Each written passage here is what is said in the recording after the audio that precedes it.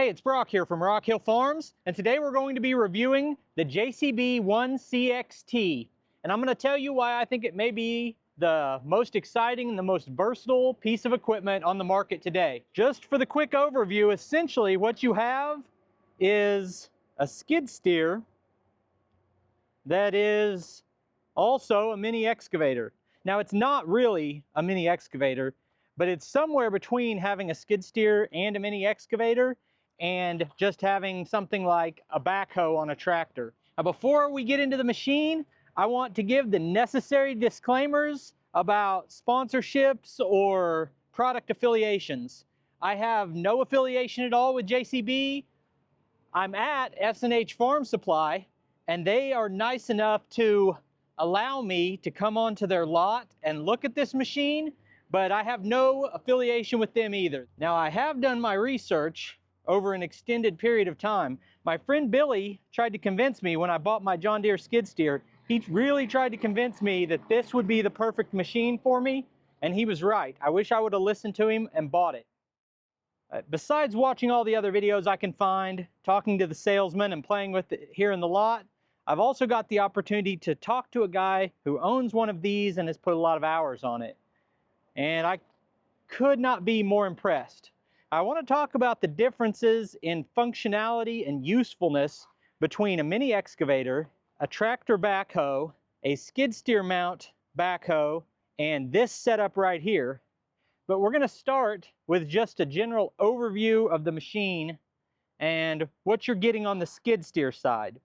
Because if you're buying this machine, it's got to be a replacement for a skid steer. It can't just be the novelty of the dual purpose aspect.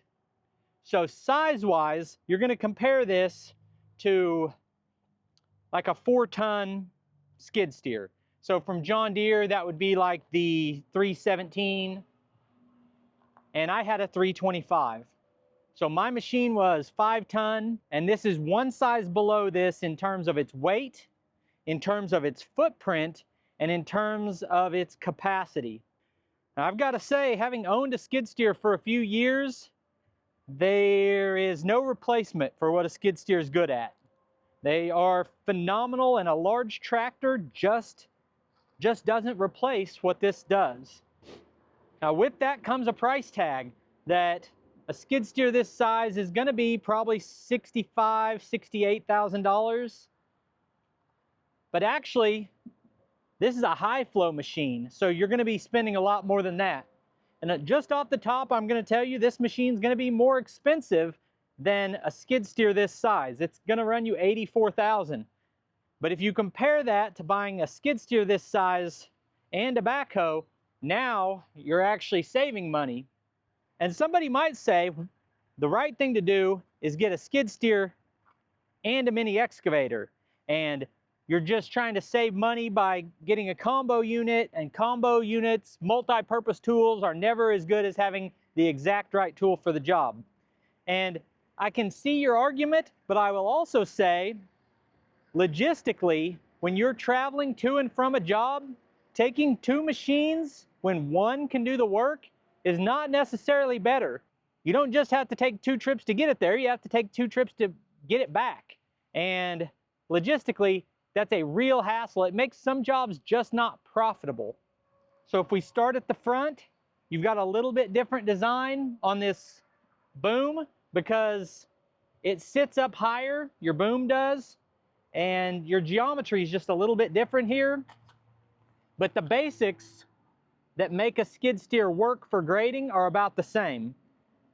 In that if you drop all the way down and then set your bucket down flat, you're going to be on plane to grade.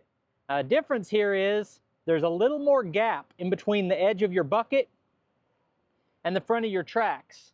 And that's a little bit of a negative, but honestly, it kind of is a requirement also because you're sitting up higher and you need that visibility that makes a skid steer so great.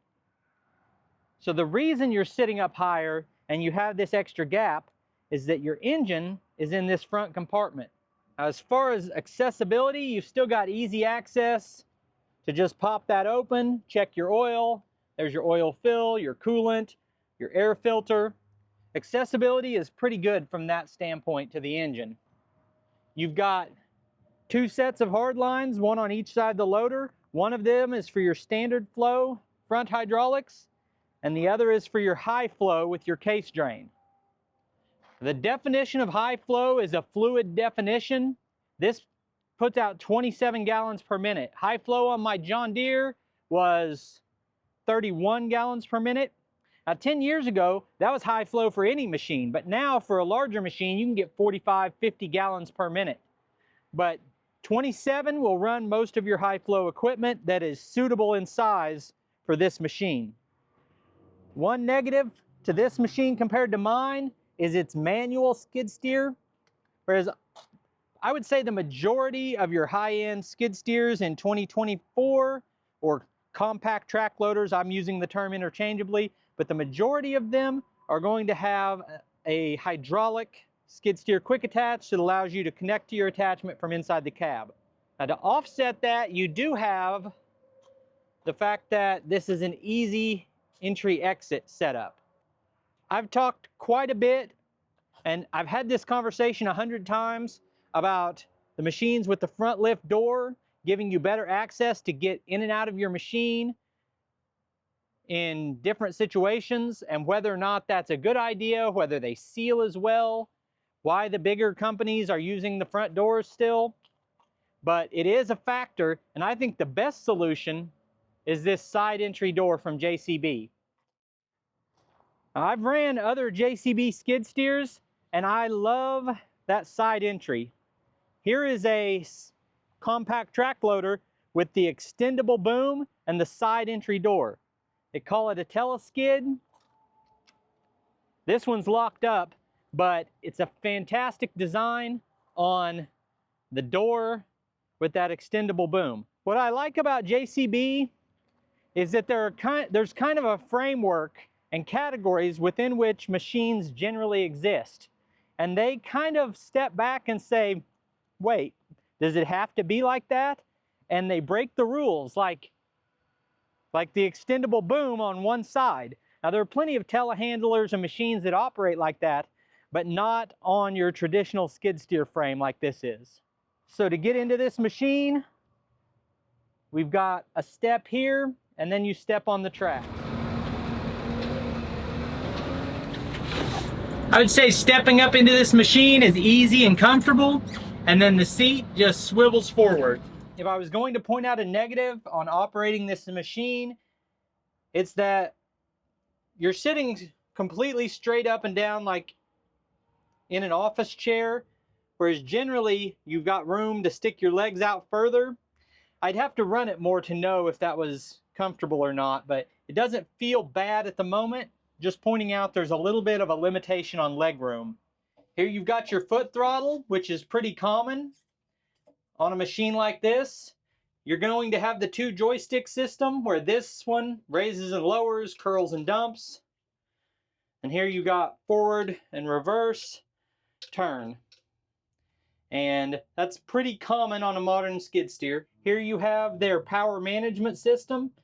It gives you essentially options for the way it delivers power to the transmission. On this side, we have a horn and we have a enable button. Essentially, once you start the machine, you push this button to enable the controls. Here you've got an auxiliary function button and then a second one down here on the joystick. Here's your vents for the air conditioner. Your controls for the AC are right here. This switch right here does your high flow.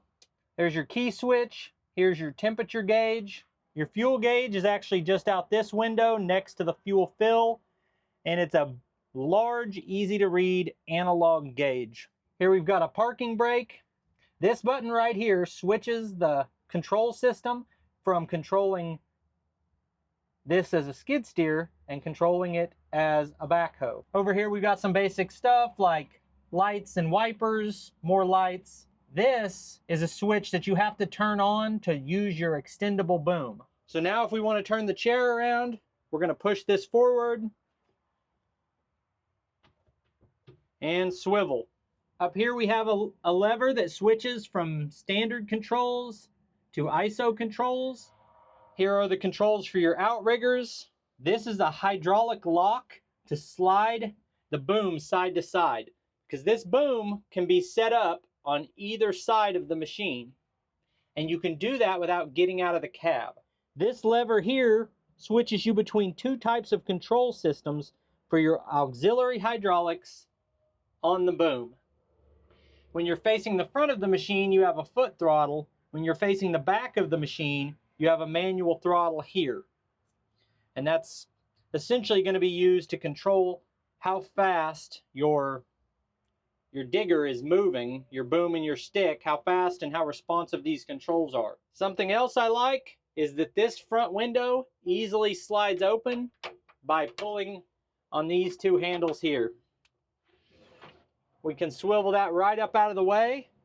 Now mainly you're going to use that because you like the increased visibility you get on your digging. It allows you to talk to people outside of the cab. But also, if you're running this as a skid steer and you don't want to run the AC, it's a perfect day like today, you've got great rear visibility using this as a skid steer. It's really close to the seat and it's really open. So we can slide this open over here and get the back open. Let's swing the seat around.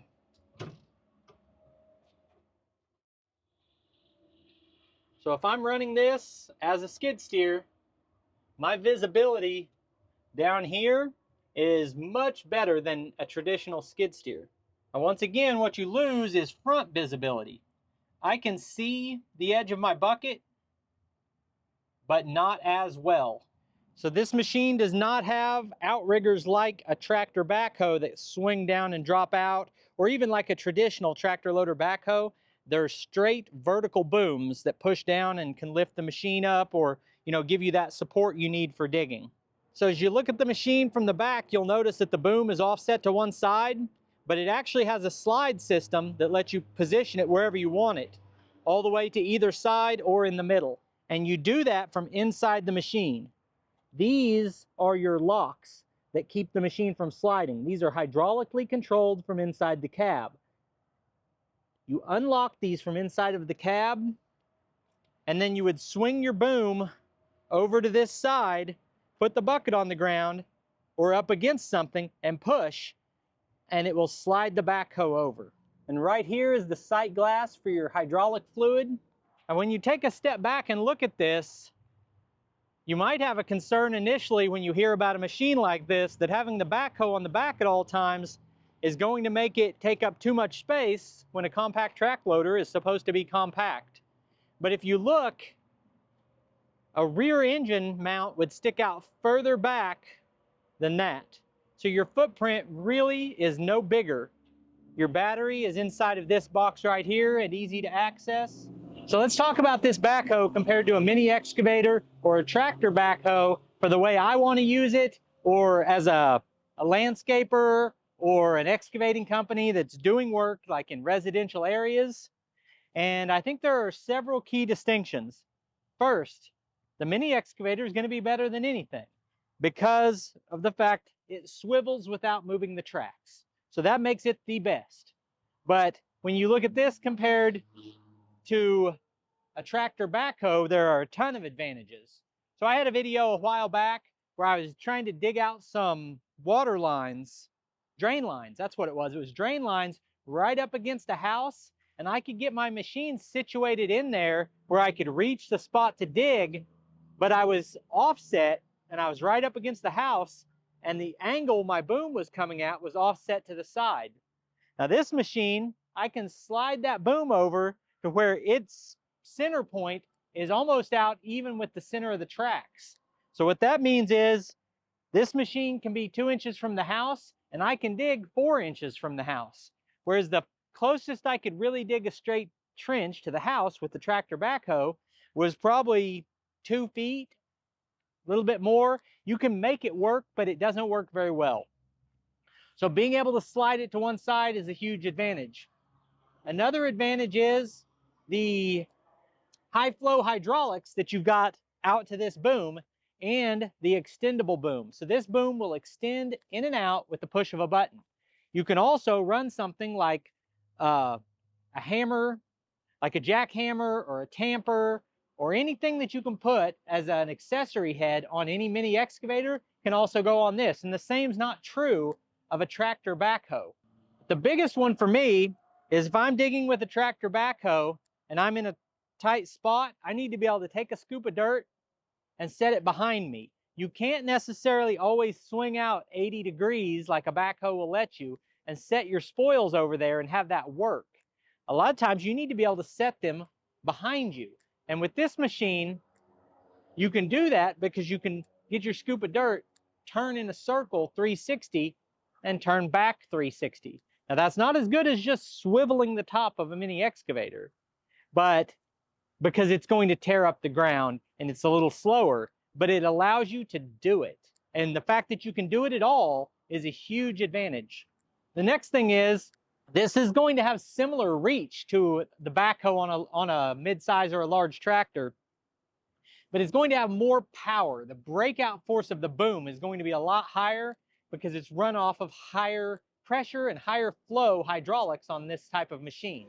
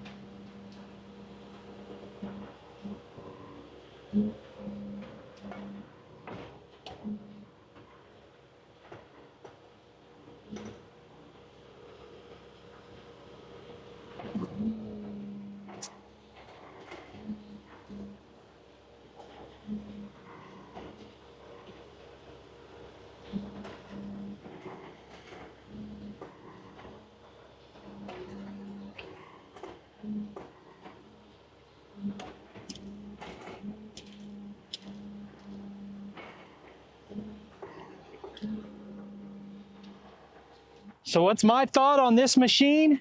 I think it's an incredible piece of engineering. It's about thinking outside the box, and you've got all the versatility of a skid steer for the wide range of things you can put on one, from a brush cutter to a trencher to a log splitter, grapples. Just use it as a forklift, anything you want to do. It's got all that versatility, but it's also got the built-in mini excavator and all the versatility that that gives you with high flow third function hydraulics and an extendable boom. So I also think for what you're paying, it's a tremendous value compared to buying both machines. So I love this thing. Now, if I was buying a machine, I said 90% of the hours on it will be spent grading, I'm going to get a regular skid steer. But if I'm wanting it as a forklift and I'm wanting it to set logs onto my sawmill, and I might use a stump grinder on it, and I might dig trenches, and I might do all of the other things that I run into, this is one of the best values on the market in my mind. So I appreciate you taking time to watch the video. I'll put links on the screen to a couple more of our videos. I'll see you next time.